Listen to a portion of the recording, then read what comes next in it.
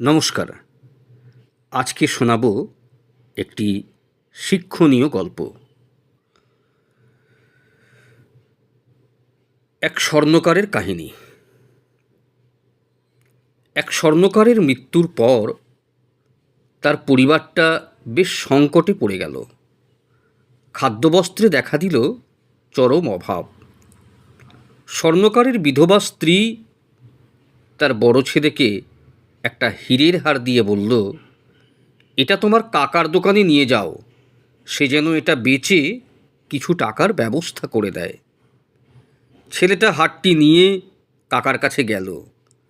কাকা হারটা ভালো করে পরীক্ষা করে বলল, বেটা, তোমার মাকে গিয়ে বলবে যে এখন বাজার খুবই মন্দা, কয়েকদিন পর বিক্রি করলে ভালো দাম পাওয়া যাবে।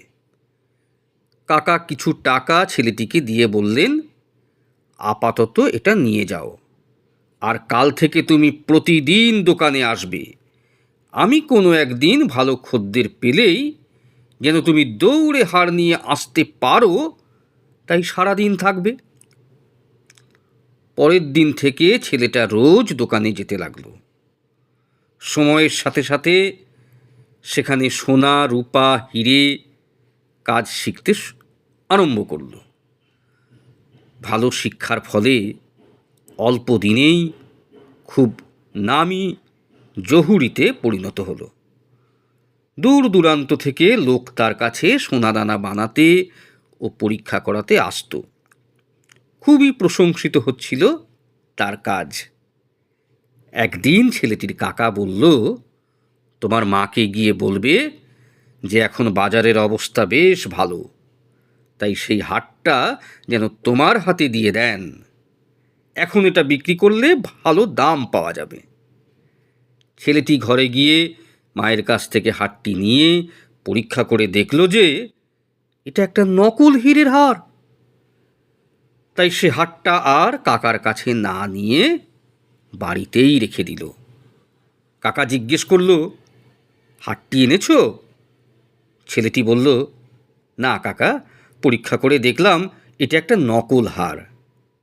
তখন কাকা বলল, তুমি যেদিন আমার কাছে হারটি প্রথম নিয়ে এসেছিলে সেদিন আমি দেখেই বুঝে নিয়েছিলাম যে এটা নকল।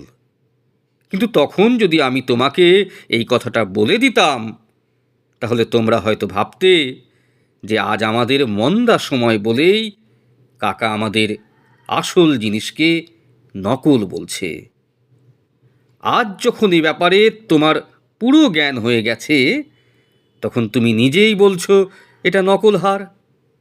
এই দুনিয়াতে প্রকৃত জ্ঞান ছাড়া তুমি যা কিছু দেখছো, যা কিছু ভাবছো, সবটাই এই হারের মতোই নকল, মিথ্যে। জ্ঞান ছাড়া কোনো জিনিসের বিচার সম্ভব নয়। আর এই ভ্রমের শিকার হয়েই অনেক সম্পর্ক শেষ হয়ে যায়। তোমাদের সাথে আমার সেই সম্পর্কটা নষ্ট হোক, আমি তা চাইনি। মূলত ছোটদের জন্য এই গল্পটা। বড়রাও যদি শুনে আনন্দ পান, তাহলে আমার শ্রম সার্থক মনে করব। নমস্কার।